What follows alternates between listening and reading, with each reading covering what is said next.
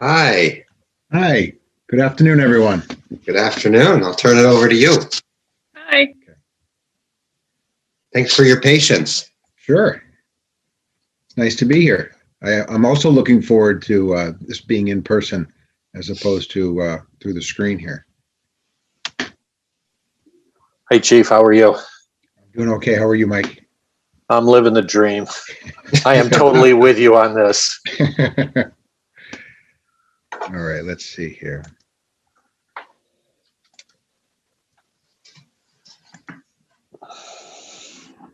Okay, so did that work? Can everybody see that? Yes. Okay. Yes.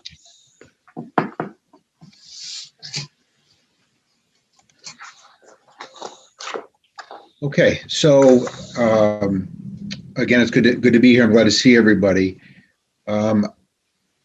The police department is responsible for managing 4 budgets next fiscal year, but there's one small additional budget.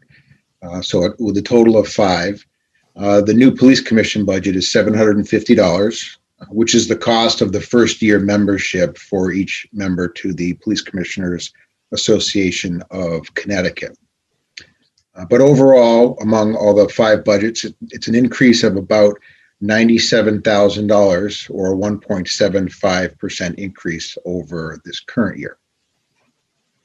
The proposed increases for police, dispatch, and animal control budgets are primarily due to wage increases and general increases to equipment costs, maintenance, and warranties. Deputy Chief Chris Davis and I will touch on these a little bit more in the upcoming slides. The police department budget also funds the 11 school crossing guard positions throughout town.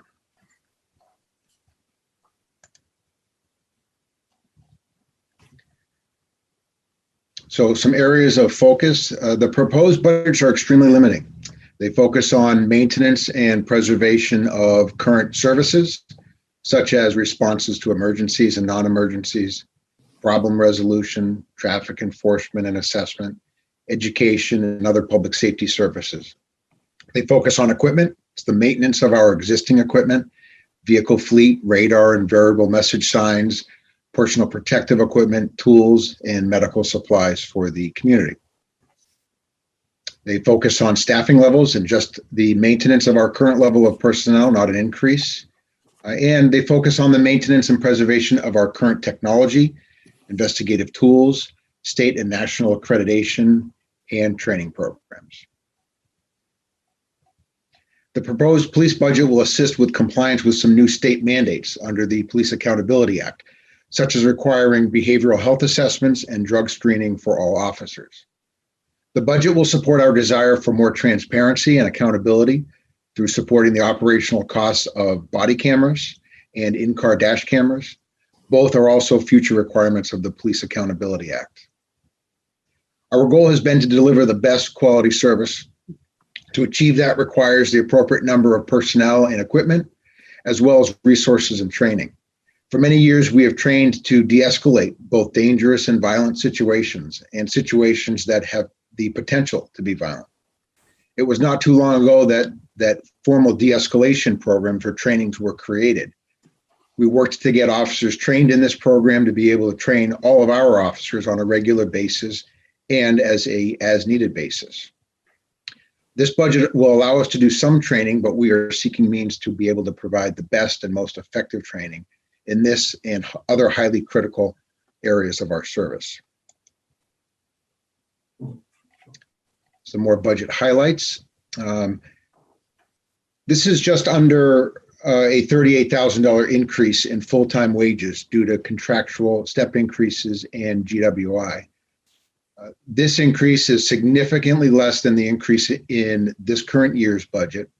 Next year's increase is less than 20% of the increase of this current budget due to unsettled contracts and retirements and departures, which ends up leading to a large difference in wages between a new officer and a seasoned officer.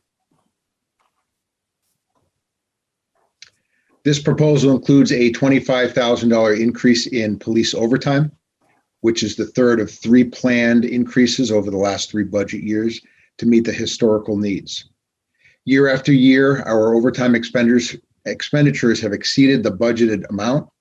The driving factors are leave replacement, vacation and sick leave being the primary ones, accounting for about 60% of our overtime expenses.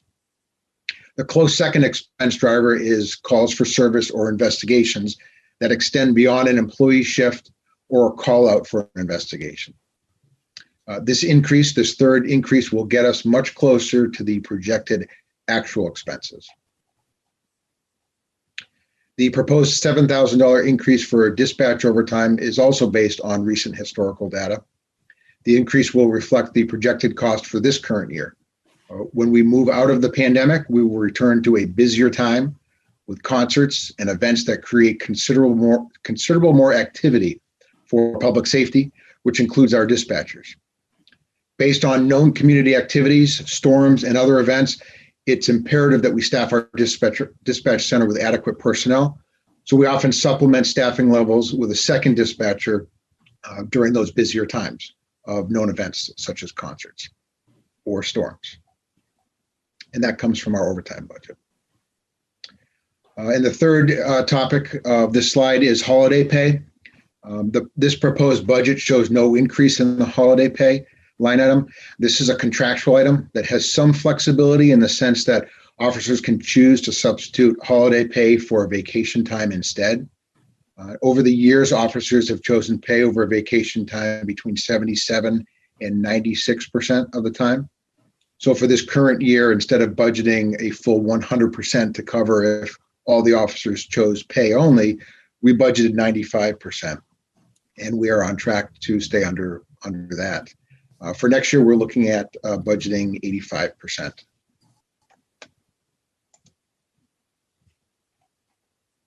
And right now, I will turn the next two slides over to Deputy Davis. Hello, everyone.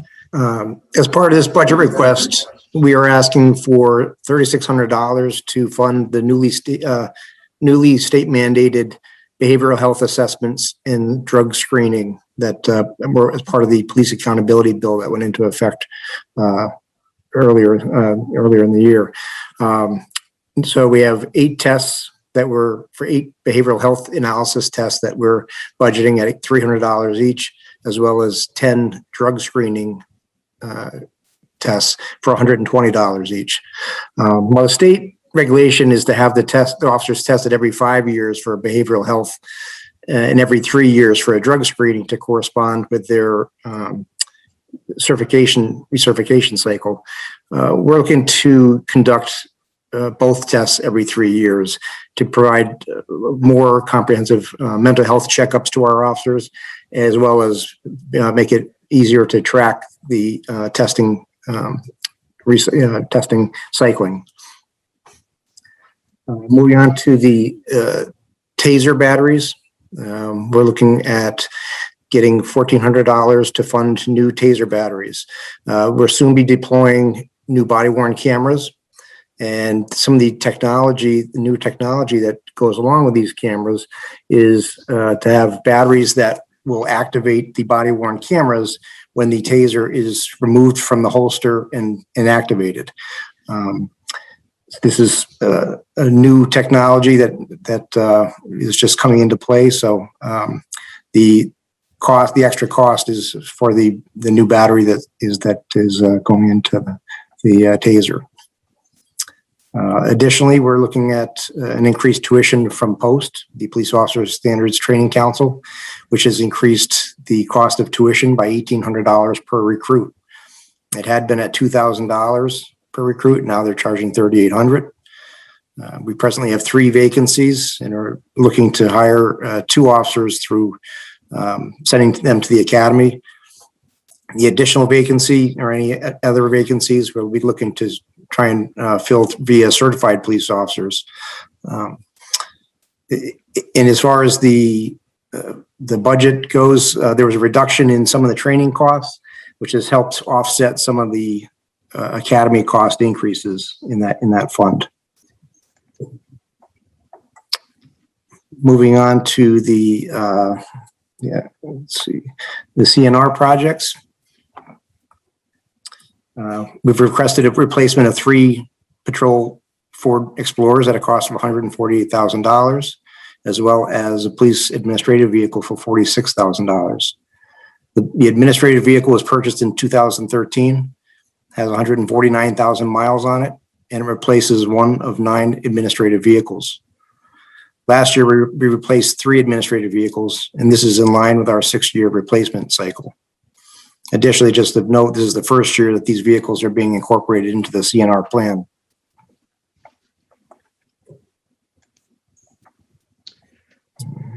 So additionally, we have the body worn cameras and the dashboard cameras that you are all aware of.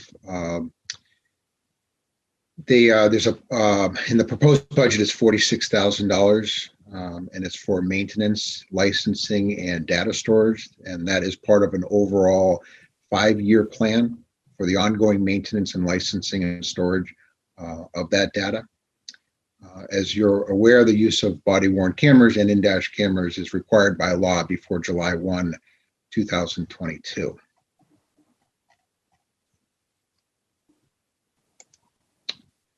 And then moving on to our service improvement slide. As I mentioned earlier in the presentation, we recently had 2 officers trained as instructors in a de-escalation program. We had put in for that class, registered for that class, I think it was in 2018, and it was postponed for several reasons, and we were finally able to get the officers through that. And they are now trainers. So the training prepares officers with strategies to prevent the need for the use of force and with strategies to use if force is needed. It is a confrontation avoidance course that provides recognition of aggression, conflict resolution, and provides distraction techniques, and then what to do if none of that works.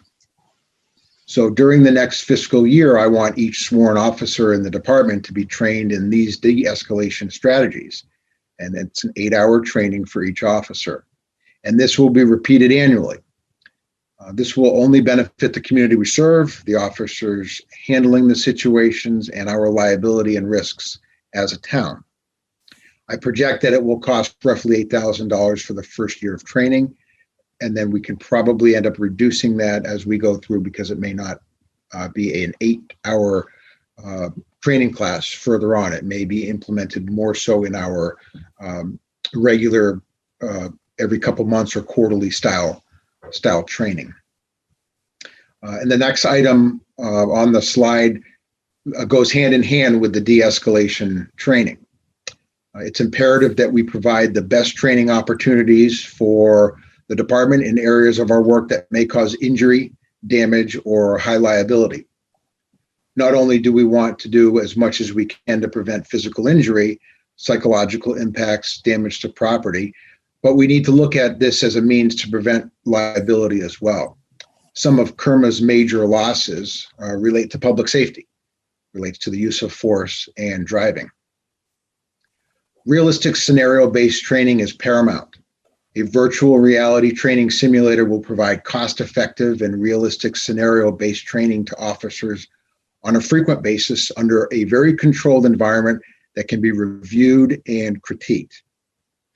The simulator allows officers to repetitively practice decision-making and technical and tactical skills regarding de-escalation and force options, which are all another requirement of the Police Accountability Act.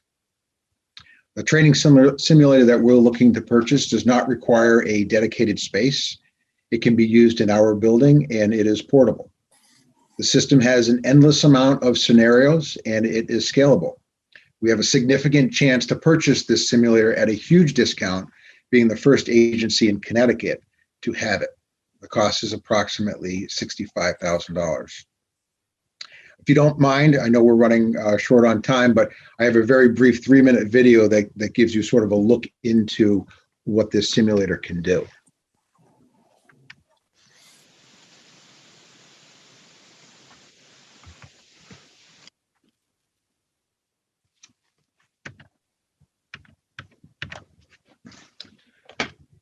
Are you able to see that screen?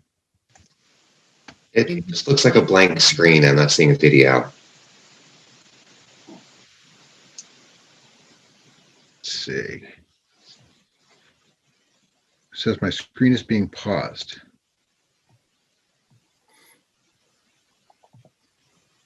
Maybe hit stop share and try again. Stop share and try again. Okay. Yeah, All right. that's the best I got right now. Okay. That fixes most problems. I know. Just as long as we don't have to do a reboot. Ah, there we There go. you go. Up Yeah. and running? Okay. And so when this is over, I'll shut it off and I'll go back to the video as well. And hopefully the volume will work on this.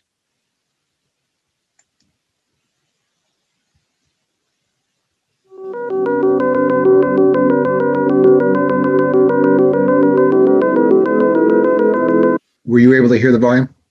Yeah. Okay. All right. I'll keep it going. We set it up, and within 5 minutes, we were up in the chief's office saying, "Chief, this is the best thing that's happened to us in years. This software, this training equipment is game changing because you can do everything with it. Shooting range, mental health issues. You can do domestic violence stuff with it. You can do active shooter stuff with it. School shooters, all that stuff you can run through one piece of equipment. And every officer that has jumped in it and tried it so far, after about 5 minutes, they're fully immersed in that world. And when something bad happens, their heart races, the pulse quickens, and they're there, and they have to react. It's just so much different than looking at a TV screen and playing a video game. You're fully immersed. So Corey's been, from the ground floor with this, really been a big part of getting us up to speed and really pushing it with the guys. And we're trying right now, we're doing a room down, our old gym in the basement. We're making that a big empty room. This will constantly be set up. Our hope is to train as many officers as possible to run the scenarios, so many officers as possible can go through the scenarios and just have a constant training. This isn't something we want people to do, once a year you come in and you do scenario training. This, we hope, is something that, hey, we have enough guys on the road tonight, come off the road for a half hour, go through a couple of scenarios, and go back on the road, just to keep things fresh, because every scenario doesn't have to be a shoot or don't shoot scenario. You can bring someone in, you send them to the range, they shoot at the range to get comfortable in the environment, put them on a couple of car stops that could be regular car stops, they go fine, go to a domestic, the people are compliant, they make an arrest, and that's the end of the training for the day. Because you shouldn't be training, it's always bad. You have to train that it can go good sometimes. That way, when it goes bad in the training, it's more realistic. It's not like, well, I know it's gonna go south because it always goes south. Well, the last couple of times I went through the scenario, it was fine. Now all of a sudden it goes south, you get a better real reaction, and you're really immersed in that scenario. What's really cool about this company, they're a startup company, they're about 2 years old. They have 105 agencies right now, mostly West Coast. And we look forward to showing to all the Cape Chiefs and hopefully the Mass Criminal Justice Training Council. We've been talking to the state police. State police is going to come in and take a look at it, because everything right now is going towards training, and not only just training, but scenario training. It's a great tool. I mean, it really changes the training aspect of what we do. It gives so many more levels to our capabilities and training and the safety of officers and also the citizens that we deal with. It's a game changer. It really is. Okay, let's see if I can get back to sharing the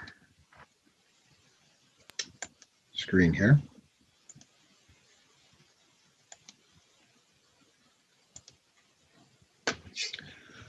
Okay, so as the Barnstable officers indicated, this system is realistic, and it would be used to train officers using an almost unlimited amount of scenarios that end peacefully, that end well, and also end not so well. We had some of our trainers recently go to Barnstable and use the system, and it was amazing. They really felt like they were immersed into the scenario. The system, as I said before, is portable and it can be used in different places. And if we were to purchase this system, our goal would be to have all of our use of force instructors be able to train people on a regular basis. And during their shift, as the Barnstable officer said, we're going to sort of adopt that same style model for training and just be able to go through 10 to 15 scenarios in a matter of 15 or 20 minutes while officers are working their normal shift. I think it'll be a tremendous service to us in this community. I expect that the overtime attributed to this simulator training to be approximately $8,000 during the first year, and then reducing significantly because we'll have more people that are used to running the system. Because what happens is you have an officer who is wearing the gear, the backpack, the virtual reality equipment for your eyes and for your ears, and then you have another officer or a proctor who has a screen in front of them, and they have endless choices of where the scenario takes place, whether it's inside, outside, in a business, a car stop, whatever it may be. And then they interact, they talk back and forth to the officer as a dispatcher, as a person who they're confronting, as a complainant, whatever it may be. And then they can move and almost real time cause the person to do something. So if the officer says to the person that they're dealing with, let me see your hands, the proctor has the ability to quickly make several choices of showing the hands, not showing the hands, running, all different things. So it really is a fantastic decision-making training tool. This type of training, as I've been saying, is critical. Just last night, we had a business burglarized by several people, and in our immediate response and attempt to apprehend the vehicles or the vehicle and the suspects, they drove a car intentionally into one of our cruisers. It was an occupied cruiser with one of our officers. So they ran the officer's car, causing him injuries, damage to our cruiser, and then they fled. So this type of training is critical. Violent crime in the state is on the rise, and we are not immune to it. 40% of our stolen cars, and as we all know, the number of stolen cars in town has gone through the roof. 40% of those cars have been directly linked to violent crimes with firearms. These are shootings and these are armed robberies in other jurisdictions. For the remainder of this pandemic and to the unforeseen reality of post-pandemic Simsbury, this type of training is essential. The demand for police reform, the standard has never been higher, the eye never so critical, and the risk never greater. As we go through the budget process, we need to remember the purpose of the Police Accountability Act in Connecticut and police reform throughout the country. And we need the means not only to succeed, but to do it extremely well. And that's all I have for my presentation. Thank you. I also wanted to recognize Mike Long and Jenna Caulfield, who are here with the Police Commission. I just wanted to see if there was anything that either of you wanted to add at this point. I don't know if Mike has got anything to say. I wanted to first thank you all for making it so easy for us to participate and listening to our request. I think the chief and deputy chief did a wonderful job in presenting the town manager's budget. And I think earlier, one of you mentioned that each group that has come before you has a very strong constituent base explaining why each request is so important to them. And I think that's absolutely true. If you were to stand out in front of town hall and poll the people walking by, there's probably detractors from each. There'd be somebody who says, I don't care about the schools. I don't have kids. It's not my problem. Don't spend the money. Or I don't play golf. I don't care what they do at Simsbury Farms. Or I don't like nature. I don't like bugs. I'm not going out in the open space. So forget about that. But what you won't hear is anyone say, I don't need the police. The police are not important. When they see someone walking around the streets selling magazines, they want to know that they can pick up the phone and have an officer come out and make sure that everything is legitimate and that they are safe.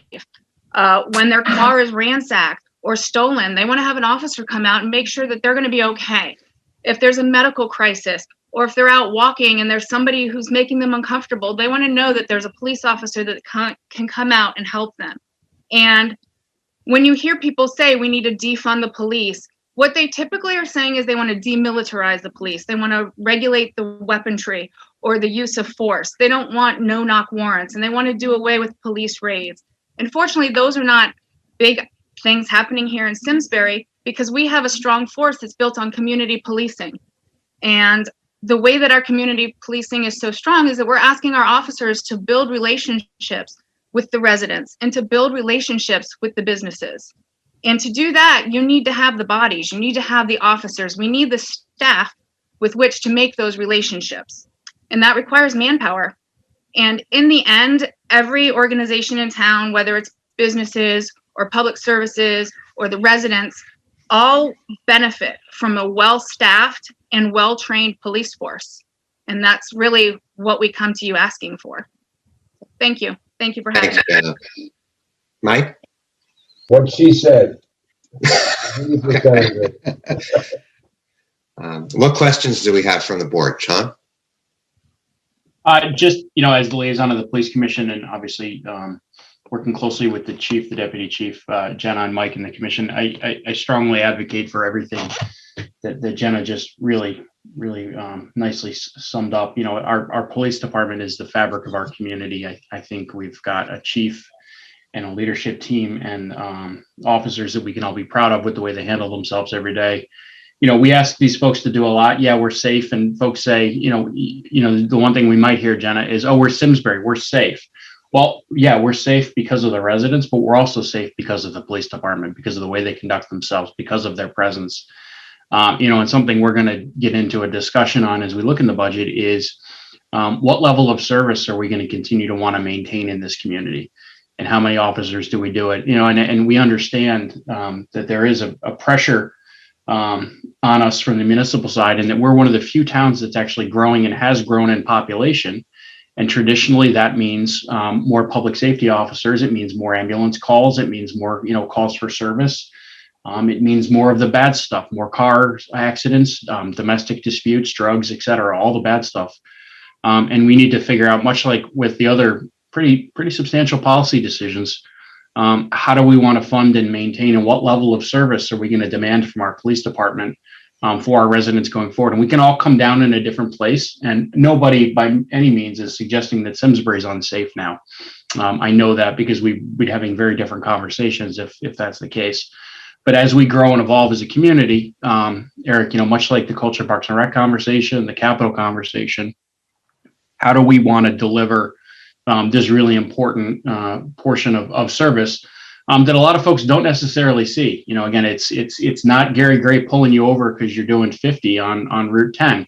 That's a piece of it, right? But it's it's Deputy Chief Davis and patrol officers showing up at your worst moment and offering the support and help that you need through that often goes unseen, right? And how do we continue to maintain that? But it's also all the other stuff. And I know, Mike, you've done an excellent job advocating for years, in that this police department does so much more than arrest folks and issue warnings and enforce the laws. It's truly, these members are truly a member of our community, much like we talked about Orlando, right? Orlando's a member of our community. He doesn't have to live here to be one, right? The same is true of our officers. And that is potentially and is arguably being impacted right now by our staffing levels. So long Chris Peterson like sermon here on, this is a challenging issue. And again, I'm not going to sit here and rank one versus the other, but parks maintainers, patrol officers, I think we all just heard a really compelling case for training is going to be part of the core of our conversations as we figure out what to do in this overall budget. So thanks, Eric. Thanks, Sean. Wendy. Thanks. I just want to say hi, Chief, and welcome, Chris, to your first budget workshop. And hi, Jenna and Mike. Jenna, I thought what you said was really heartfelt, your statement, and true. So I appreciated that. I did have a question just for clarification on the de-escalation training, which I support.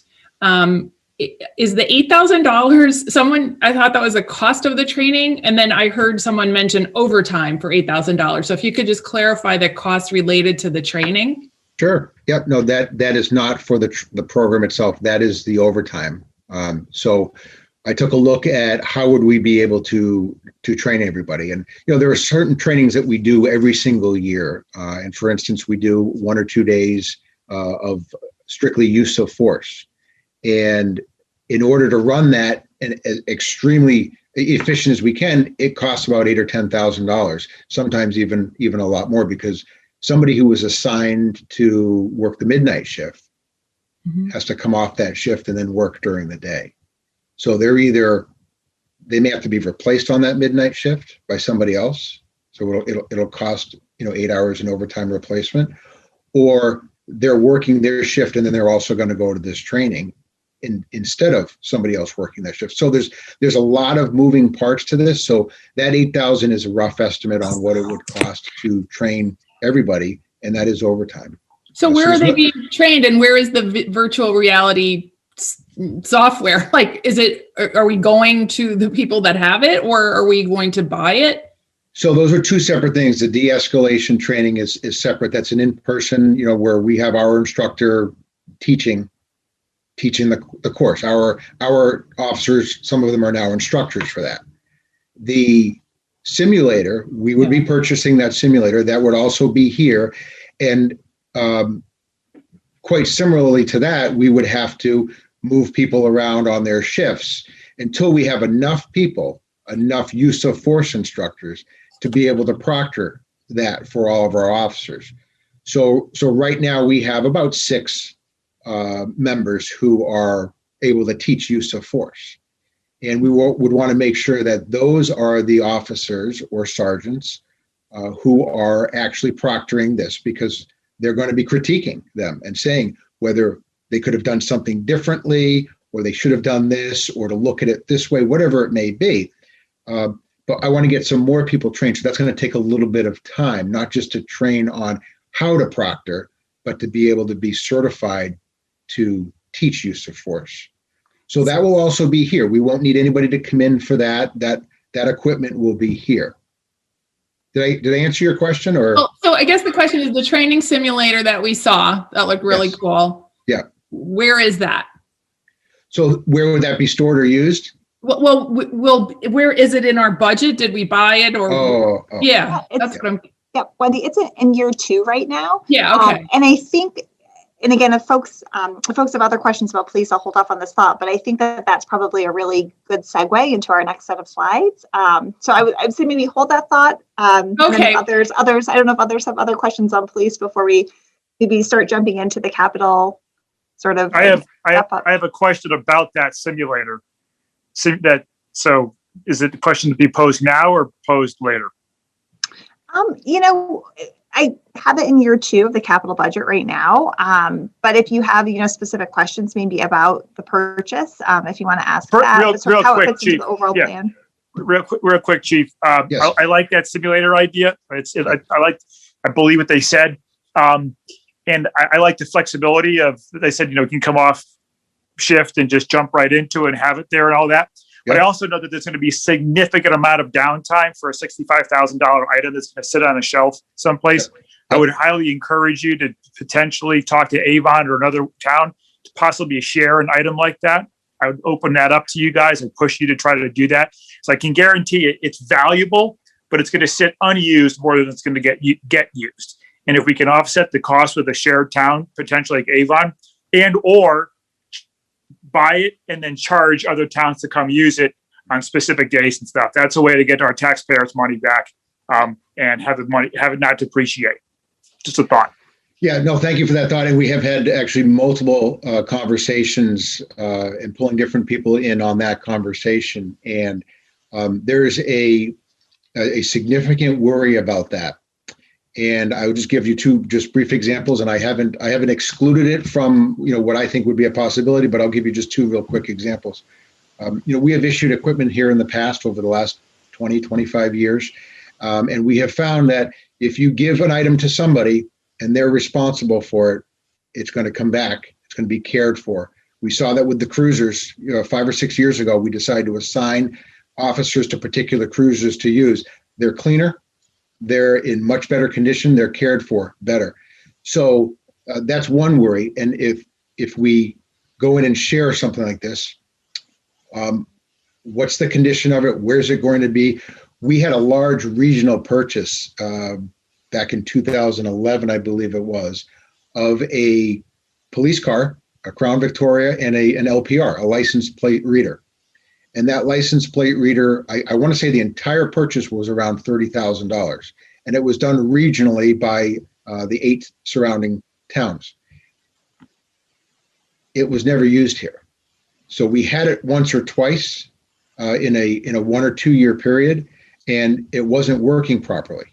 The car was working, but the LPR was not working properly.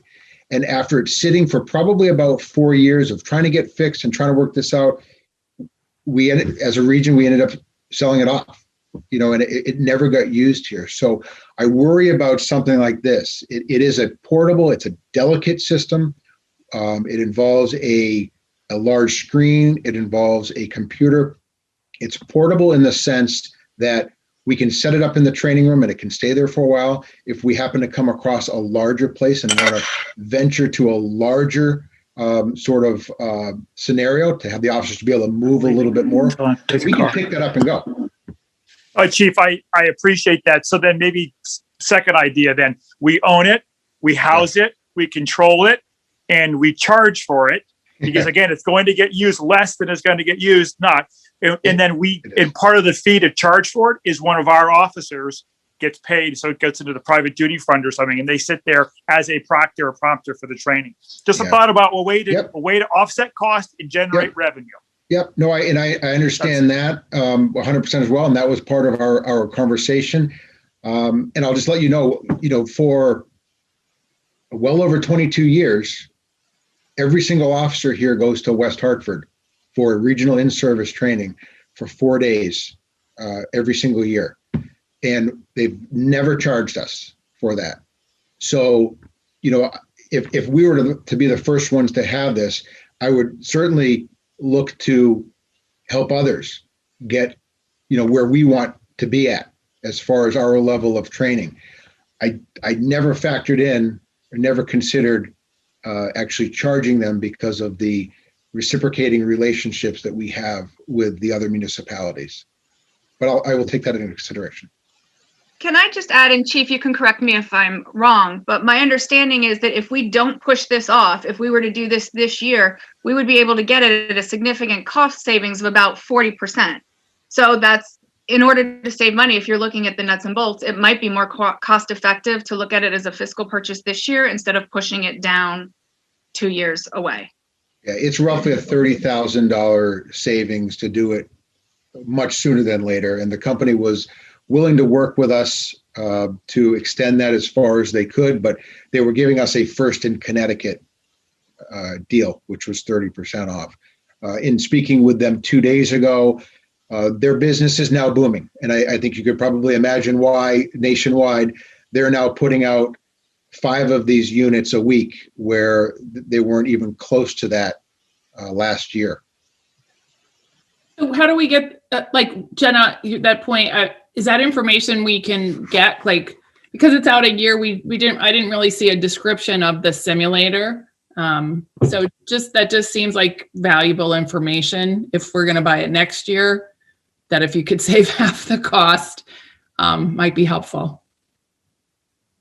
I don't know, just asking that question. I don't know where that is or if it's something we should consider this year. Yeah, and then my follow would be: are there any ongoing licensing costs that go with it, or is it a one-timer? It is a one-time life support. Okay. For the life of it.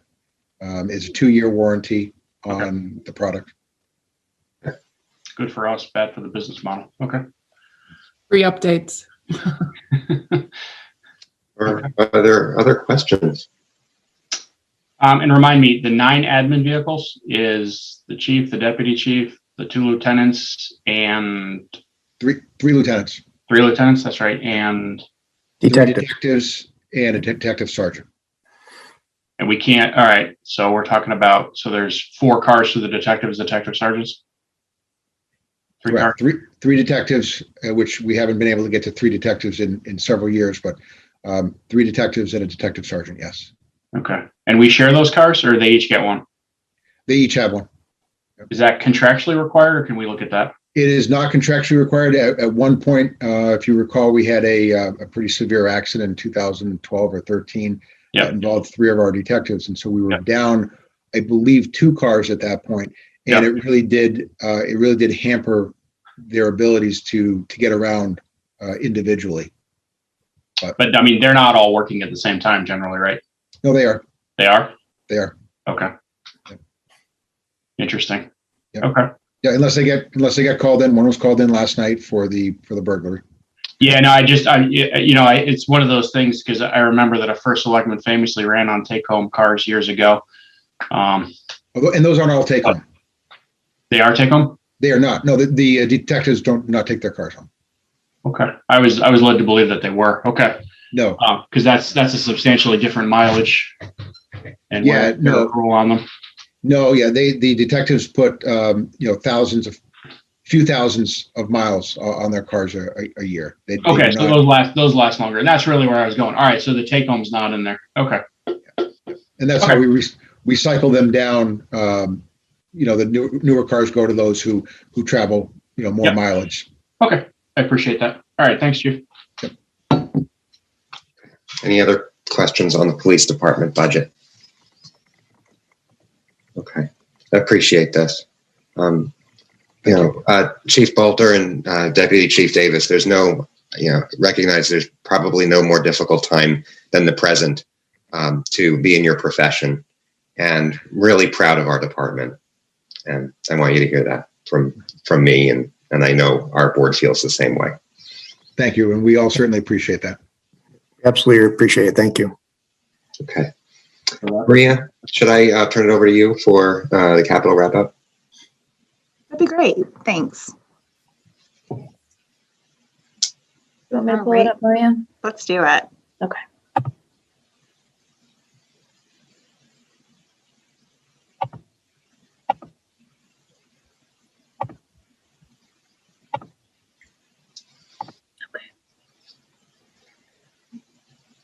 Great. So, really wanted to sort of tee up the capital and CNR wrap-up discussion with some statistics and analysis we put together.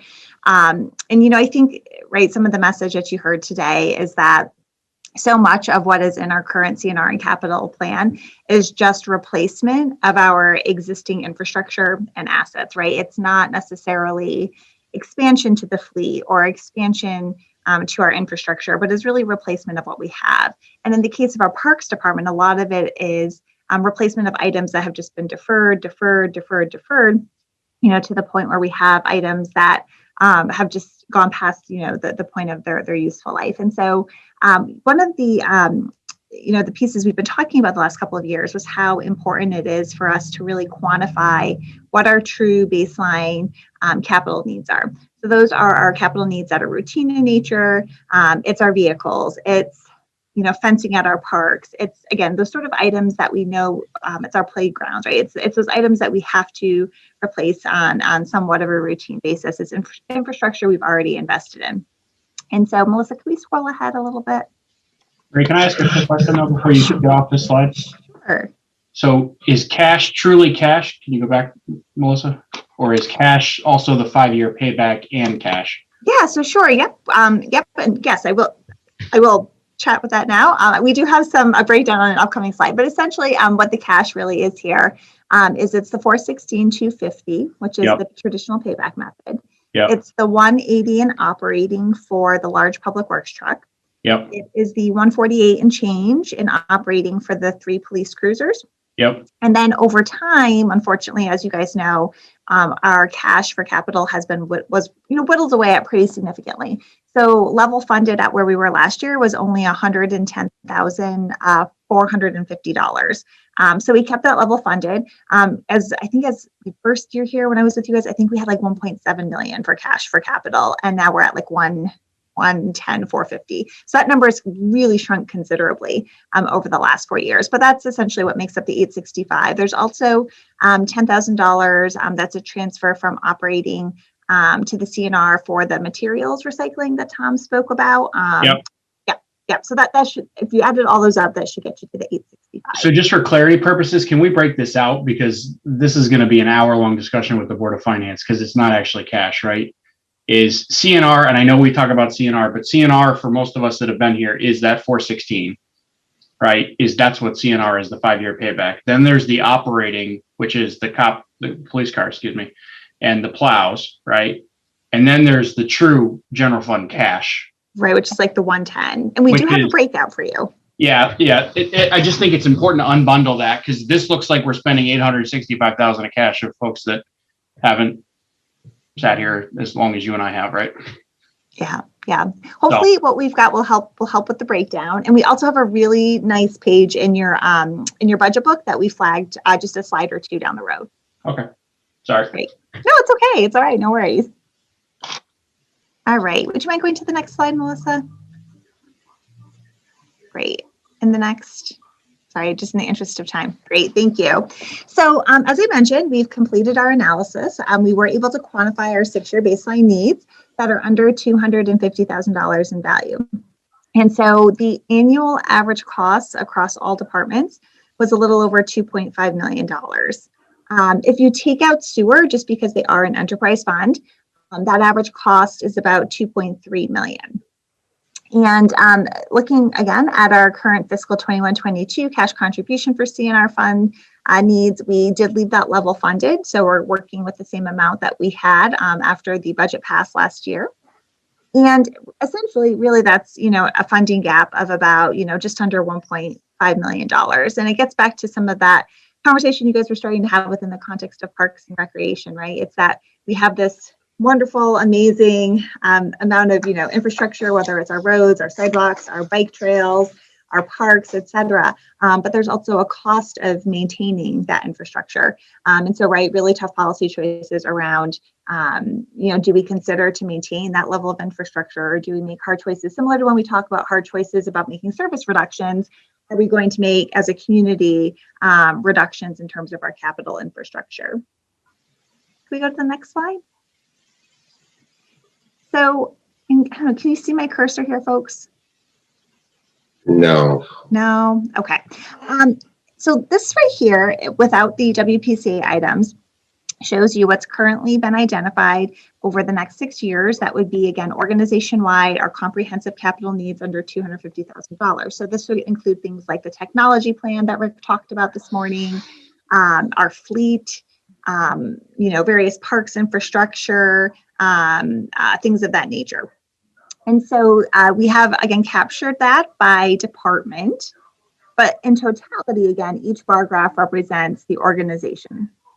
And then if you look at what this sort of dashed dotted line is, that's our current level of cash. As Nishan mentioned, that's a handful of sources that get us to that 865.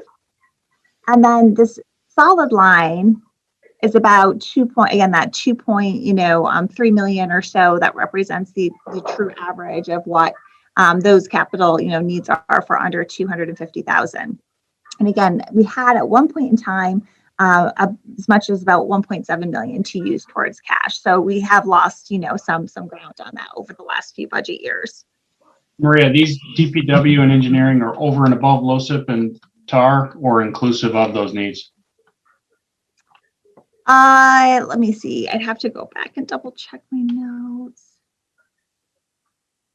Oops. Hold on just a second. I'll go back and double check to see if it includes Town Aid Road. Yeah, because we've been using towards paving. It's a big difference, right, in terms of how we're looking at it. Yeah, right. I mean, we've been using about, again, 300 and say 75,000 or so, plus or minus, but that's our annual allocation for Town Aid roads. I will go back to double check to see if this includes Town Aid Road. It wouldn't include LoCIP because we've been using that allocation towards paving. But basically, if this is the totality of DPW's capital needs, I feel differently about this chart, against, for instance, the 21, 22, 23, 24, if half of it is being taken care of by TAR, right? Versus if that 600,000 in 23, 24 is actually after TAR. So the real number is 900,000 or $1 million, right?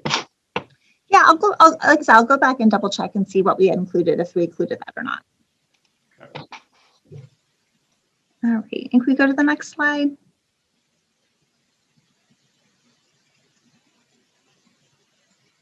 Okay, and then this is just showing you how that looks when we add in the sewer items. But again, that's a little different because their funding comes from their user fees. And then Melissa, the next slide. So I know we've also talked about over time, particularly, in my earlier years here when we had more cash to work with, right? Ideally, if we had more cash capacity, even some of our capital items that fall kind of more in that $250,000 to $500,000 range, ideally, right, we wouldn't be bonding for that. We'd be paying for that in cash. Similarly, the remainder of our paving, because it's maintenance of our roads as opposed to reconstruction of our roads, ideally, right, that would be something we were paying for in cash. So again, just to kind of give you an appreciation, if we wanted to be really aggressive about what we were paying for on a cash basis, and we included sort of all capital items under $500,000 along with that paving allocation. It again just sort of helps to demonstrate for you, the lines here. So again, this dotted line at the bottom is our current level of cash. The sort of the dashed line is again where we were a few years ago in terms of the cash we had available. And then the solid line represents if we were paying again for all of the needs over the next 6 years, sort of on an average basis with cash. Okay. Would you go to the next slide, Melissa? Thanks. So what we did to try to help save a little bit of time, and we know that the Board of Finance the last few years has asked to sort of see a breakdown of what the proposed revenue allocation would be for the various CNR projects. And so we did our best, again, just to save time, to put together a draft for you all to take a look at. So if you go to tab 26 of your budget book, and electronically it's page 153.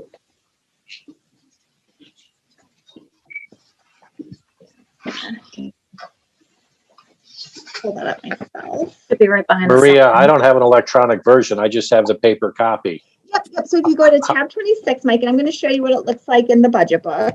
Okay, thank you. No problem. I don't know if folks can see, but it's this page here in your budget book, and it's titled CNR Breakdown.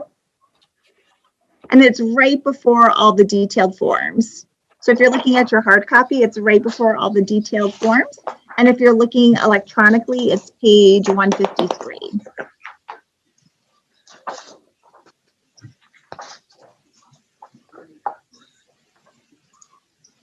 Thank you very much. Yeah, you're welcome. Is everybody able to find that okay? Yep, I got it. Great, super. So again, what we've done, and again, this is just sort of staff's recommendation with the breakdown, is for the traditional payback items, we really took, again, a lot of the things that are truly just routine and recurring. So things like our technology replacements for staff computers, what's going to become recurring for the radio system repairs, revaluation, the body worn cameras, that was a new add-on for the upcoming year in terms of a recurring cost, but that is going to be a recurring cost moving forward. So that was part of what came to our decision about what to recommend for the traditional payback method. We've also put some items in here that we thought, again, just based on their current condition, it was really important to make sure that we got those items funded. So for example, the replacement, I'm not going to use the right term. It's like the gator, but the replacement gator for the Parks Department that's currently non-operational from 1990. That's just we really need to get replaced. So again, that was sort of our attempt at, figuring out what would fit well into that 416, 250. And then the next column, the additional cash. So that's that 110 and some change that we talked about from last year. That we would recommend funding.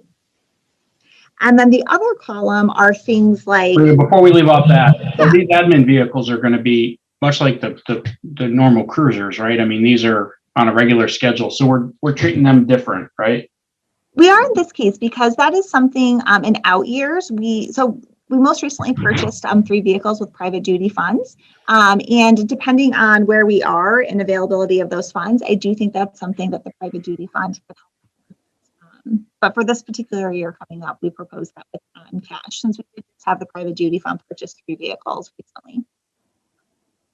And Maria, I have a question. If I understood Tom Taberski, he said that they actually had cash to pay for the bunker rake and the utility vehicle. Correct. So how does that get reflected on here? Because again, we don't want to get penalized by the Board of Finance because we don't need cash to pay for them. It's not coming out of the cash that this town has, just like the LoSiP and the other paving funds.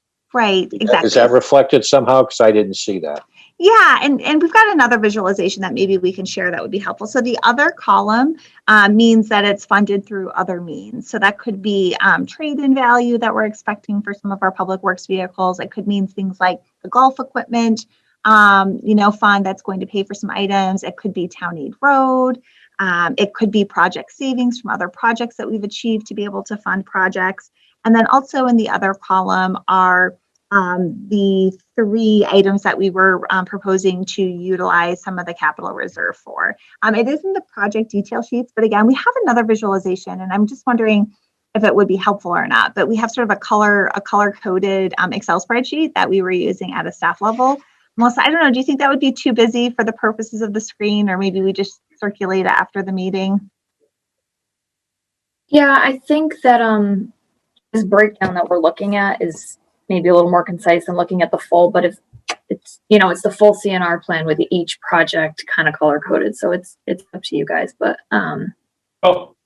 so I think we're kind of blowing through that. I'm not sure I agree with this list first, and we've kind of, I hope that's not a foregone conclusion here. We've got to go through these projects, right?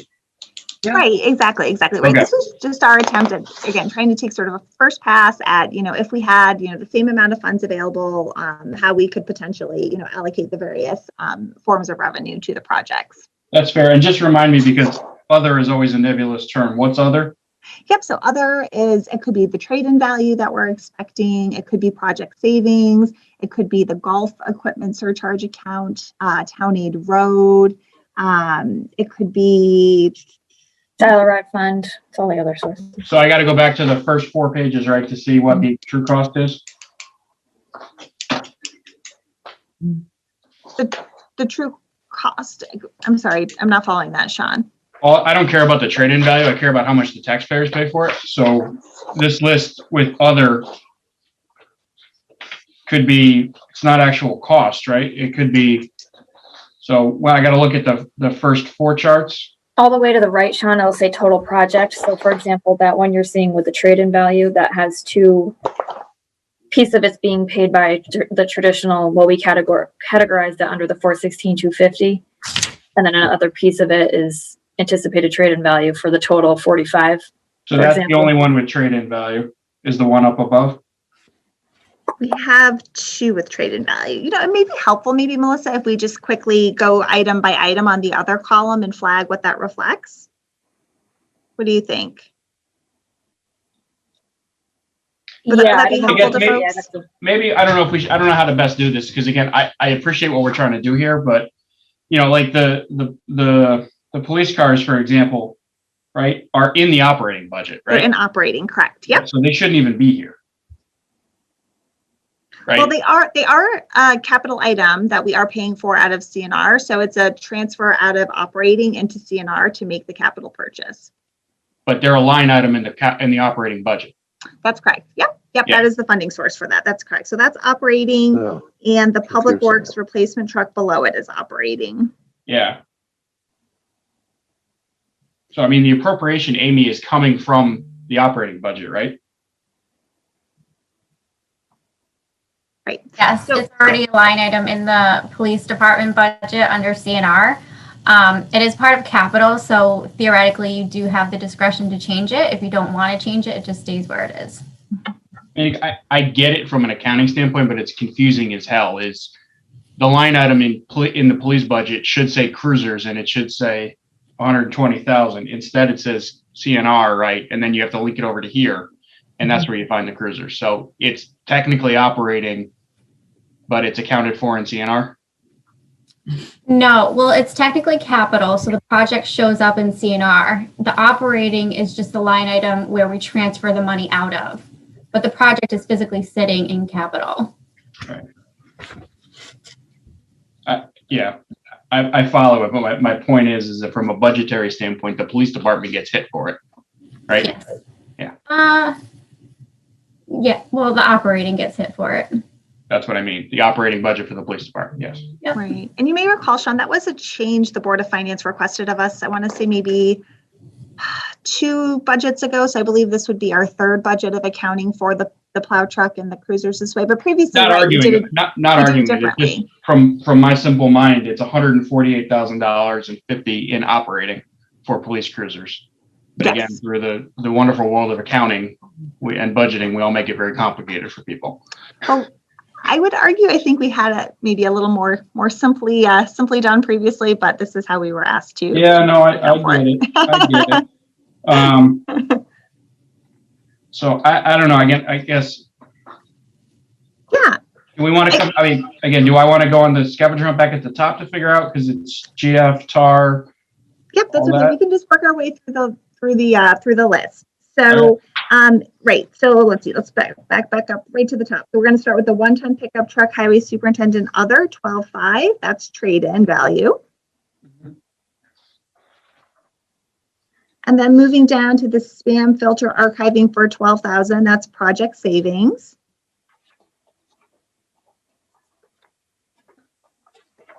The dial-a-ride van, the 64,000. That is grant funding as well as user fees. So it's a split, right? So the 64 doesn't say.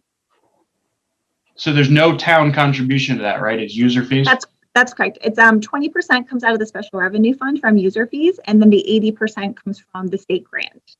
Yeah, just I mean, in the future, this is what CNR is paying for, the CNR that I know and love.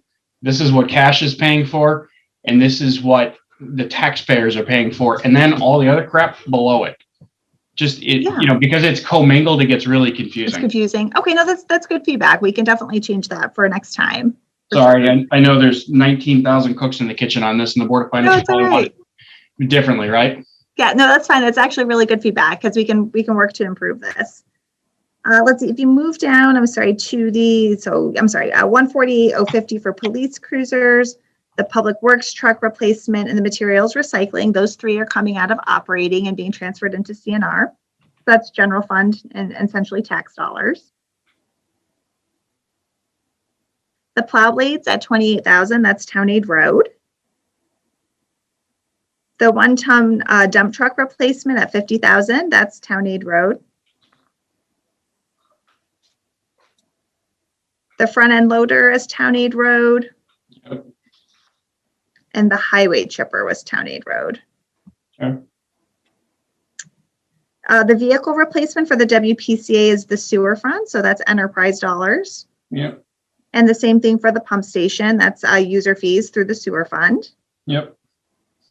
The parks maintenance software were project savings.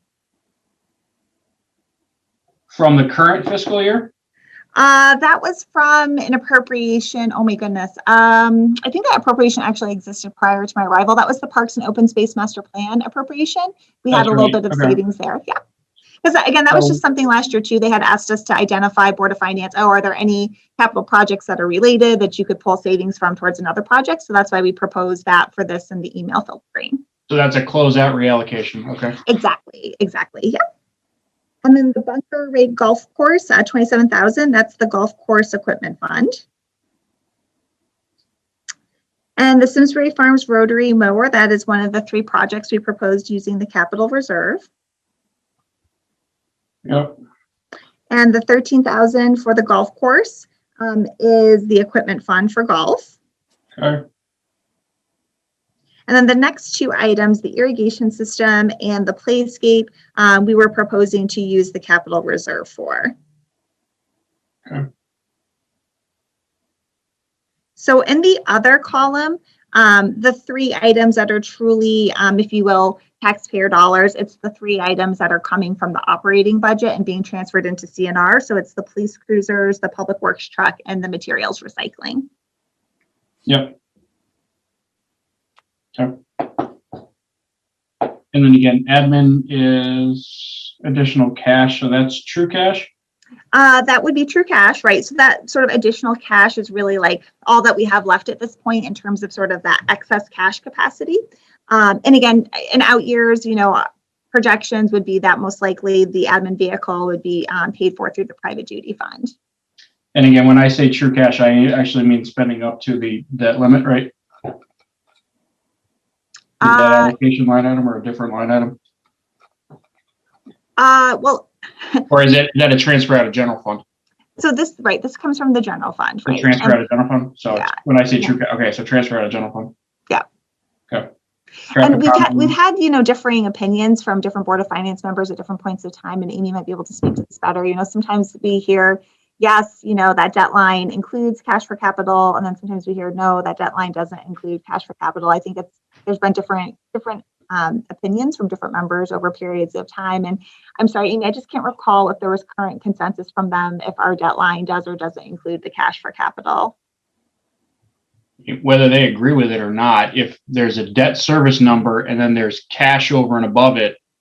So if we have debt service of 6.5, but that number was budgeted for 6.7, there's 0.2% cash that either goes back to the general fund at the end of the year or is used for capital, right?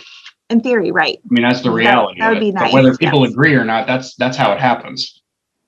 And then if we get approval, we used to get approval at the end of the year during this time for current year cash items, meaning, with the collection rate being higher and everything else, if there was $1.5 million and additional building permit fees and the town was in a good reserve position, we would expedite these projects, which I think we've done a couple of times. And instead of them being in the coming fiscal year, they move into the current fiscal year, which would either A, fall under that debt capacity or fall under a general fund transfer, right? That's what I remember, Sean. Yeah. I think That's that the problem with when we say cash, it means 10 different things. Yeah, and I think that might be how it was done before, but in the past 2 years that I've been here, I think, or at least last year, I know for sure that we budgeted for the debt that we actually owed, but anything between that 6.7 and wherever we were, that money was cut out of the budget. None of that capacity was in the budget. Yeah, no, and I know it's been a departure from that because that number has gone down and then worked its way back up. Right. I get that. Yep. Mm-hmm. Okay. Because that's the reality, right? Is it was whatever the space was in there. It was the CNR fund. It was whatever we had from a TAR standpoint. And then essentially whatever was going to be done from a general fund standpoint in the coming fiscal year. And if there was capacity left from a general fund standpoint in the current fiscal year, we would do that to expedite some of the projects, to take pressure off the coming year, to again continue to leave us with flexibility, was how the cash was managed. Right, that's how it was done, and then that got deviated from. Yeah, and again, not saying it's the perfect way to do it, but it's a way that we understood it. Okay. Yep. Right. And one of the challenges we had is that with that deviation and without having the capital reserve is right, we were finding ourselves really tight for cash for the projects. And so, it's very positive that we do have at least a little bit of the capital reserve to work with. And again, what we proposed was, I think, pretty judicious in terms of, and I think we have a slide on it coming up, but, in terms of what we would leave remaining for additional capital needs that may be forthcoming. Okay.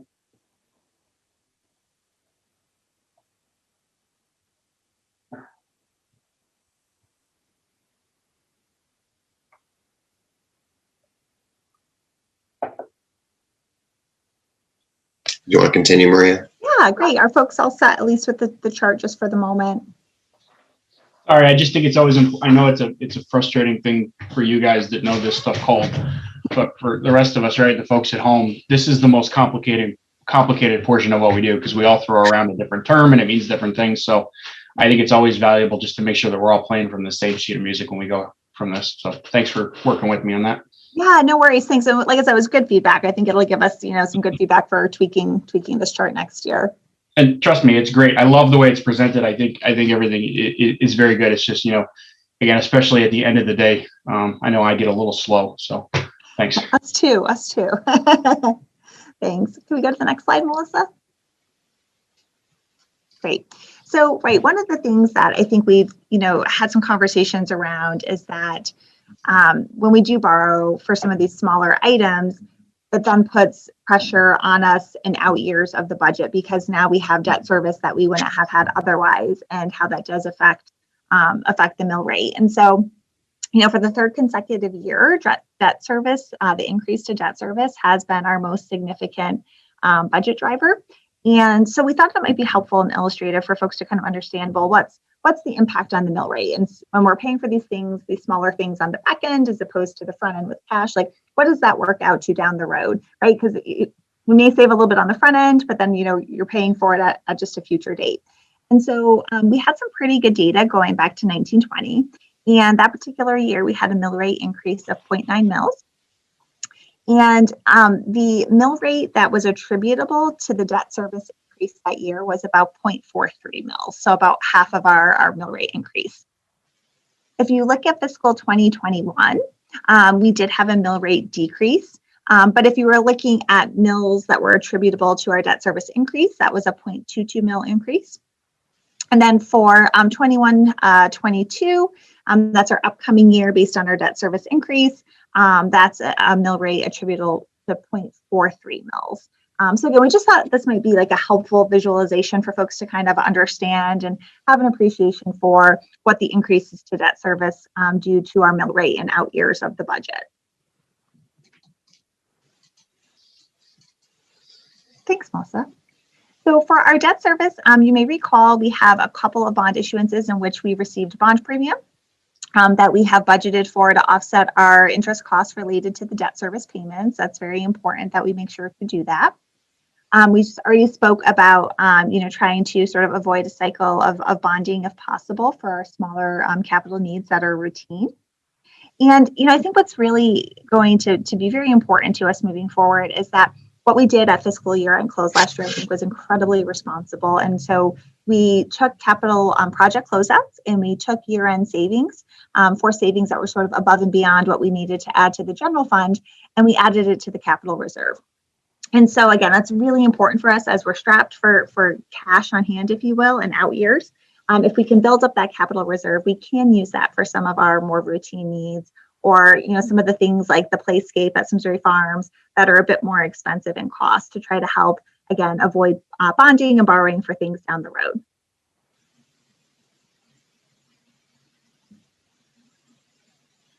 Great, and that's just our capital fund overview. Can we go to the next slide? Thanks. And the next slide. Great, thank you.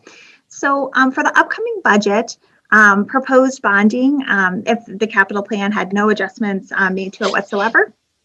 For education, it would be the Latimer renovation. It would be the bleacher project at the high school, and the Board of Ed's technology improvements. We've also included the Meadowood acquisition on this list, as well as half of our paving cost. Unfortunately, again, we don't have, or we didn't see a way that we had enough cash on hand unless we increased our cash contribution to do the sidewalk reconstruction. That was something that we did lose ground on last year, and that we had been paying, I believe, our first two allocations we paid for in cash. The third allocation was bonding. And again, unfortunately, under this budget, as it's currently structured, we would say that bonding is the source. And then the last item would be, if approved, a portion of the parking lot and accessibility improvements at the Performing Arts Center, because we do have some steep funds to help offset part of that work. And so this is, right, the graph that you all saw on the evening of your workshop with the Board of Education. And again, so this was our best attempt to say, if we were being truly realistic and we could afford everything, which we can't, but if we could, what are our true sort of capital and CNR needs for the next 6-year period down in schools. And so this provides the various target lines and where we would be above those lines. And again, I know Amy shared this with you all on Tuesday night, and she had one over it. So I don't know if folks would like to spend a little bit of time talking about the graph at this point, or would like her to review that again. Well, can I just ask it's probably a really simple but really complicated question? How do we do Latimer without completely, breaking the guidance from the Board of Finance? Or does it? So it depends. If the Board of Finance said that they're willing to increase their debt service line, or they're amenable to it. So if they do decide that that's something that they're willing to do, we could do it a couple different ways.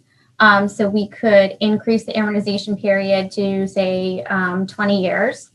And I actually think it would fit under there. I have to take a look. we can play around with it Monday night. I'll have the actual worksheet up and ready to go. But I think if we increase the amortization period there's 2 separate issuances, I think that brings it down kind of considerably, and or it brings it like right over the 8% line. But again, if you want to keep the other projects that are already on the plan in the out years, like the Henry James adding 6th grade and the senior center, which is also in the out year, it's not going to happen. We would never be able to stay within their guidance. Or there would be like some picking and choosing at some point. Absolutely. That's exactly what we've been asked to evaluate, right? Is this plan as presented will get, if I'm understanding our friends on the Board of Finance correctly, will get sent back to us. And that when they say it's got to fit, I think they're willing to potentially, they're willing to go to the 7 line, and potentially some are open-minded to the 8 line. Mm-hmm. But as you can see, the blue in 25 and everything beyond that pushes us above the 8% line. So if I'm interpreting their guidance correctly, we have to cut the out years down to make it fit with the Latimer project, Eric. Underneath that 8 line is what I think they're looking for from a recommendation standpoint. And again, that's where, again, I've harped on this multiple times today and at other meetings. As we prioritize that, what falls below the 8% line for the out years all the way to the 27 issuance, right? That big gray bar. And then from there, what trickle down does that have to the CNR and cash for capital line items? Because if there's smaller stuff in there, does that drop down and become cash for capital, which then bumps other things? So that's why everything to me in both the capital budget and the CNR budget are on the table right now for discussion, because I think unfortunately, guys, it is that complicated. If we pull the trigger on Latimer, we're at over 8% for 1 year. And then again, we're north of 7, or right at 7, right, until 27. And we have 0 capital capacity to do anything else, right, Amy, until 28. Well, the big drop off in debt is 28. Actually, I think Wendy asked that before. It's about 1.3 million, I believe. But this graph incorporates that. So even in 28, we drop off, but we're still high if we do Latimer, because that the light orange there is the second issuance for Latimer. So we're still high even with that drop off. No, the orange is Henry James, right? It's the 2 pinks. Oh yes, I'm sorry. Yes. No, it's okay. Yeah. So just to follow it, so the neon pink is the first issuance, right? And the light pink, the pastel pink, is the second. So yes. It'll put us over the 8% for a couple of months, right? And then we dip back down to. Right. But again, my point is so in 23, 24, and 25, there can be no capital approved if we do Latimer, right? Because and the Board of Finance holds us to 8%, because we don't have any capacity until 26. And then that blue line represents the entirety of what's on the capital plan today. So we would have to cut that down. And then it's a continuing exercise. And then to the point of what we just talked about, right? Then 28 is when there's the big cliff of capacity. But again, if we approve the blue line in its entirety, we don't have that flexibility even in 28. Right. Again, I'm not trying to make this more complicated than it needs to be, guys, but again, the Latimer project really forces a completely different discussion than I think we've ever had on this board in terms of how and what we're recommending. Again, not only on the capital plan, but on the CNR plan and the cash plan. Well, can I just say, go ahead, Eric. I guess the last thing I just wanted to say is I feel like we've been presented with an option. And my question is there obviously what's happening at Latimer isn't sustainable, but is there an option between the current proposal of renovate as new and just building modulars and hoping for the best? I mean, we don't have the answer to that question, right? I know I'm not asking you this group for that question, but I feel like we've been presented with one option that basically ties our hands for the foreseeable future. Yeah, but what if you, so I'm going to just say, I'm looking at this thing and I see there's no way possible to do Henry James in the next 6 years. I mean, it just seems to be staring me in the face that there is no room for that at all. And if we do move forward with Latimer, we have to take stuff out of the next issuance, potentially Meadowood, right? And whatever's in the blue is going to have to require some prioritization of all the items that are in there that we can't do. Like the school, the kitchen, and 1 million for the kitchen at the stadium. That's the one thing that came to mind. Yep. And so that's just how I look at it, to stay under 8%, that I don't see how there's any way that can happen. That's a good point. I'm not sold that we can't do Latimer. Go ahead. No, finish your thought. Well, I was going to say, I'm not sold that we can't do Latimer and maybe take out some of those soft costs and, take $3 million and then that pays for some of the bleachers and the security. I wouldn't quibble with the security. But then there's also the Meadowood 2.2 million. Where's that going to come from? That's in the green, right? That was the point I was going to make. So yeah, it's in there, but yeah. But so it's that's the interesting point, right? The chicken and the egg conversation you and I had earlier this morning is, if we approve the green, it technically doesn't push us over 7, right? But then it does contribute to the challenge, to your point, right? So it's a good one. And then all the CNR all the things in the CNR in the out years, those are like $3 million a year, right? Yep. And nobody's prioritized all those. And one other comment I just want to say I'm on a roll is in this budget, it included all the facilities master plan that we got one presentation on, and that hasn't been prioritized either. So I'm sure we're going to get to that discussion, but there's a lot of items in there that we haven't said are going to be in these stacks, right? Yep. Yeah, sorry. Go ahead, Wendy. I'm sorry. Good points, Wendy. You're right. You're on a roll, but a good one. Stopped. Mike. So I'm trying to understand and make sure that what is the all of the bonds that are issued, are they all 10 years, 15 years, 20 years? Because that totally changes what we're doing if we change those terms. Not that I like it. Yep. So anything that we do as a quote unquote normal capital project is 10 years. The only time the Board of Finance has authorized 15 years if it's a major school construction project. So the last Henry James edition that they just did, that was 15 years. The Latimer, that would be anticipated to be 15 years.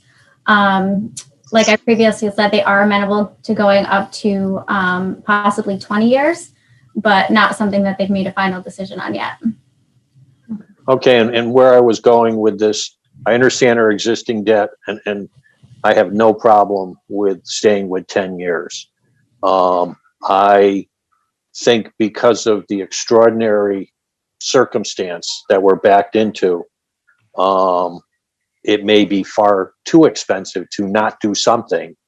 And I hate to put more work on everybody's plate, but what happens if we go to 15 and or 20? What does that do to this chart? Because that may get us a lot closer to where we are. Didn't you do 15 for the schools, Amy? I did do 15. Okay. Oh, you did? Okay. Mm-hmm. So, I mean, I could adjust it to 20. It helps a little bit, not a ton. No. Yeah, No, it may not be enough. Yeah, and Mike, I'm glad we're talking about this because I think that is an important policy conversation, and I hope that the Board of Finance will be having that policy conversation as well. But a lot of times when we're looking at our larger scale capital projects, we're thinking about generational equity, right? Or we should be thinking about generational equity. And so for, I say, a renovation of a school on the scope and scale of Latimer, is it safe to assume that a majority of those renovations will have at least a 20-year lifespan? Most likely. Well, and if that's the case, is that really, when we start again thinking about generational equity, appropriate to say, try to aggressively pay off that bond in 10 years? A lot of folks would argue that it's not fair. So again, I think that's a really important policy conversation to have. I mean, certainly I wouldn't want us bonding for items that are in excess of a useful life. That's certainly not appropriate.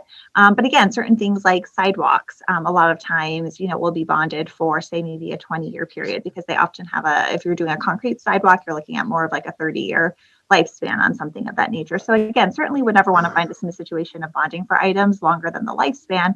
But for things that do have a long lifespan, again, when you start thinking about that generational equity issue, it does help to sort of lower that line for us and help us, spread things out a little more evenly potentially. So again, I hope that is a policy conversation that they will take up.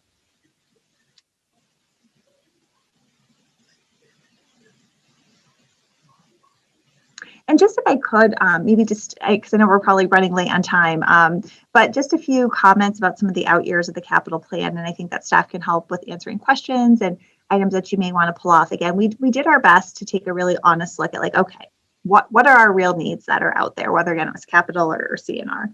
But there are some things on the plan that we know, for example, I'll use the Stoddard Dam. We're fortunate in that at the moment, the most recent inspection we had said it was in fair condition and we don't have a deep order. That's an expensive project. We did put that in the farthest year of the plan. But again, if the board has a bit of a sort of a risk tolerance for that and to say, okay, let's assume it's going to maintain in fair condition and we don't get a deep order, is that something for example, that can come off the plan that will do the work when we need to do the work? So there are some things in the out years that, I think potentially if again, you feel you want to sort of temporarily take off, but not necessarily lose sight of. Obviously, at a staff level, we're going to continue to track those projects and make sure that we don't lose sight of them. Mm-hmm.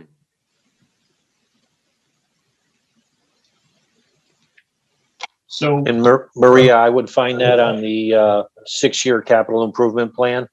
Exactly. Yep. So if you go to tab 27, these are our items that are $250,000 or greater.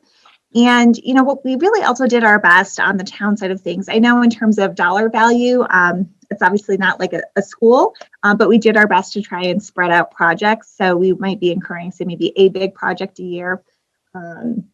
For example, the Flower Bridge rehabilitation, right? We did that in a different year, say, than the golf course irrigation system to try to help smooth the impact of the town's debt service. We are really trying to spread out the impact of our sort of larger projects that we have coming down the pipeline. Our parking lots also, unfortunately, do just need a lot of work. And so, again, that was an example of something that we did our best to try to spread out the work. So we would be tackling perhaps a parking lot a year, as opposed to trying to do them all at once. So we did try to do a little bit of smoothing on some of the items that we knew were more imminent in terms of needing repair. So might I suggest this going forward? I think, Eric, if you permit me, I think we need to debate and come to consensus on where this board is with forwarding Latimer onto the Board of Finance, or not, right? Because that's the linchpin to this entire discussion. And then from there, I think we need to move to Meadowwood. And then from there, I think we need to review the entirety of the 6-year plan per the request of the Board of Finance. And I appreciate, Maria, that you guys have already looked at that. But then again, I think we either need to cut or prioritize for staff to then revise so that this chart that we're looking at, again, this is my opinion, comes in at 8% over the next, and doesn't look the way it does where it exceeds 10 and in some cases 12, right? Is I think we need to go through that exercise to send to the Board of Finance our priorities. And again, when I say cut, I mean take out of the plan, but put on the bottom, this is what we cut, so that they're not lost forever. Right. And I get it's a reordering of a spreadsheet, but I feel strongly about sending to the next level a recommendation that conforms with the yellow line on the screen. Right. As best we can. And then I think that informs our discussion on CNR, Eric, respects to what do we do? Do we want to make hard choices this year? And how are we thinking about that? If that works for you. It does. I struggle with how to think about the decision on Latimer, because the way it's been presented, we can't continue on the path we're on. But what I don't know is, are there options that could meet our community's needs that are any less than $1 million of bonding? I don't know what the answer is. Yeah, I mean, I think we've got two choices there. We can potentially hit pause here on capital and ask the Board of Finance, or excuse me, the Board of Ed. I mean, I think we kind of sort of asked them on the soft cost there, but is there a true opportunity to revisit that? I mean, this is a really accelerated timeline. But does the 36, right? 36.7 become 30 or 34, or is it truly 36.7 and there's nothing we can do? Or do we debate it as is, but ask the Board of Finance or the Board of Education to review that so that when it comes to the Board of Finance debate, that information is available. There's a couple of ways to do it. So, but I mean, to be fair to those guys, I mean, we're asking them to go pretty deep on something that is not easy to ascertain, right? It's, I pushed hard on the soft costs the other night of, we'll just pick a different number. It's not that simple, right? No, but to your point, though, they actually already have gone back to Tecton, and Tecton is working on an update for them, so it is in progress. Okay. We're looking at a week, a month? What do you think, Amy? Like a week. Okay. If anyone on the Board of Ed is watching this conversation, I have nothing but respect for the work that they've done up to this point. Our town is larger than Latimer, and I'm just trying to think about the longer term needs more holistically. And I want to make sure we're considering all the options.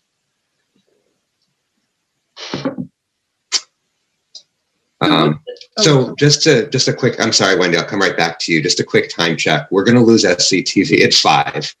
So I want to make sure that we are able to wrap by 5. But I think we're all close, and we're also losing a little bit. So I think that that we'll be able to pick this up on Monday. Wendy, please. No, I was just going to ask what our next steps are, because we have to rejigger this, right?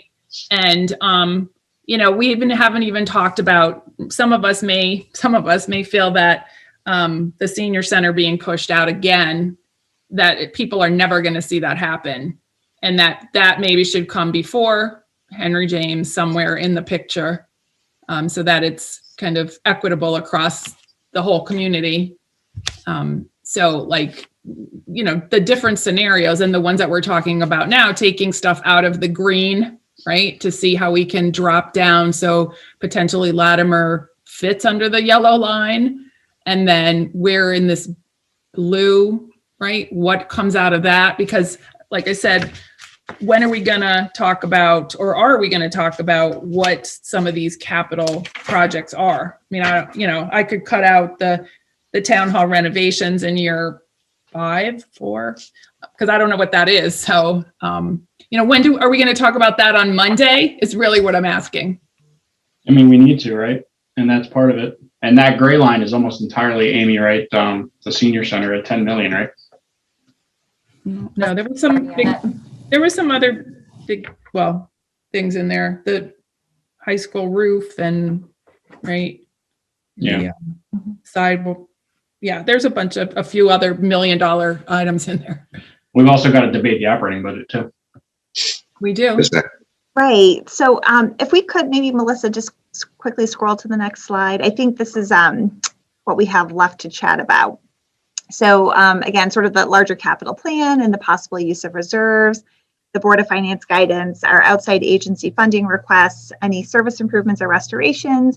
And then we've prepared quite a bit of information around various pension and OPEB trust interest rate assumptions and different variations that we could do, say, over a 1 to 6 year period of time. And so sort of based on where we landed today, even with Monday night, I'm not certain that would be a sufficient amount of time. So if we could perhaps before we break today, see if we need a Wednesday or Thursday night this week, if either of those dates, we could get a majority of members.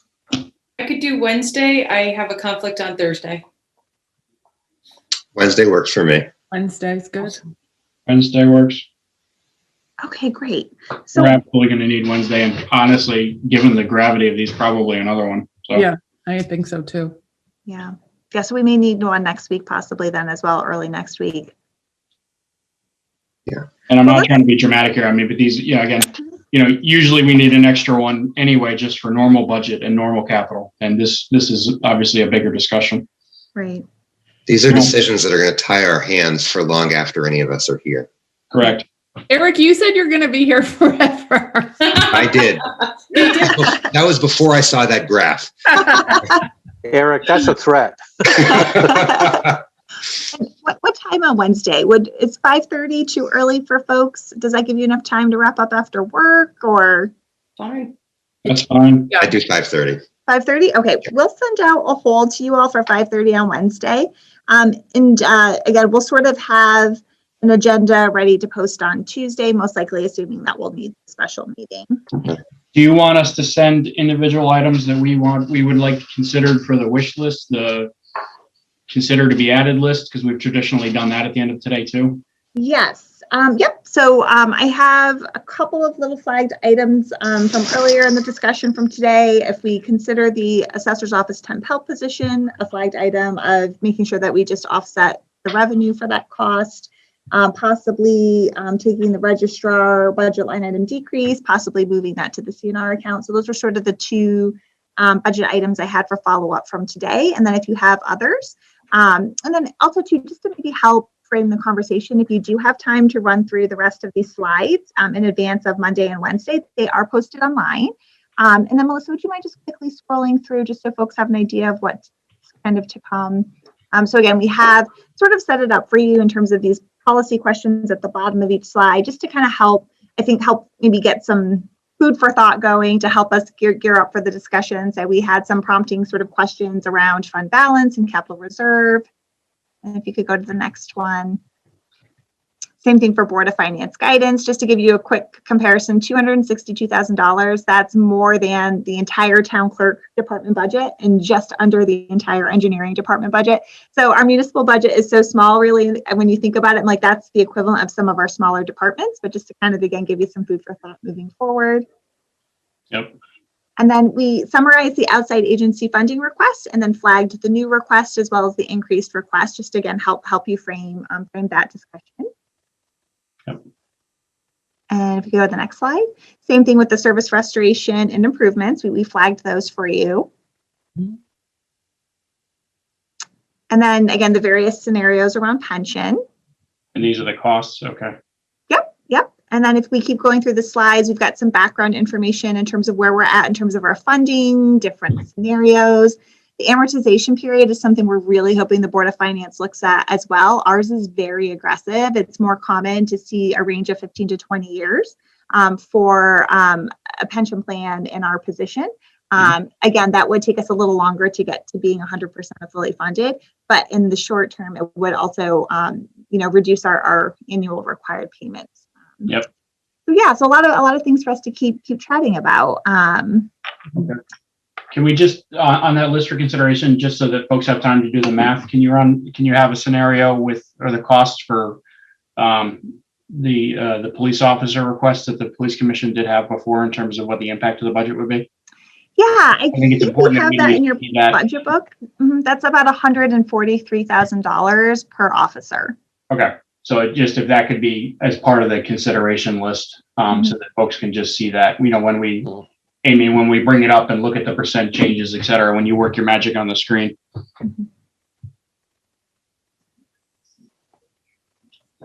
I wanted to commend staff on the amount of work that went into today. It's just unbelievable and very well organized. Thank you.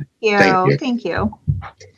This is a lot of work from everybody, and the quality of the presentations continues to be outstanding, guys. And it's I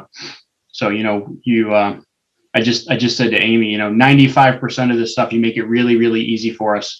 And then the last 5% is what we're focused on now, right? It's how do we figure out the capital and position all of you to be successful and continue to deliver the services to town. So nice job, everyone. Oh, thank you. Thank you all for your time. I know it's a really long day, but we really appreciate it. And I just really want to thank our staff. They've done such an amazing job. It's been really, I know it's been really tough just because we have so many needs and, folks are operating very leanly and but thank you to staff for all their hard work. Good job.